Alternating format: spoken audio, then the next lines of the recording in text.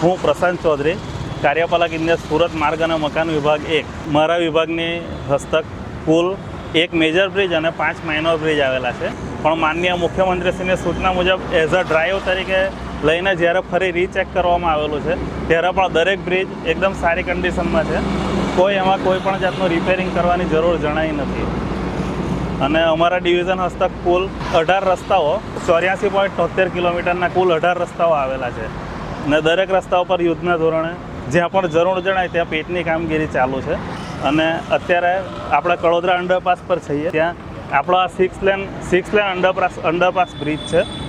આ બ્રિજ બનવાથી જે વર્ષોથી ટ્રાફિકની જૂનામાં જૂની સમસ્યા હતી એ સોલ્વ થઈ છે. પમ્પિંગની સિસ્ટમમાં આપણી પાસે બંને સાઈડ બારડોલી અને સુરત સાઈડ 1.5 લાખ કિલોમીટરની કેપેસિટીનો સંપ છે.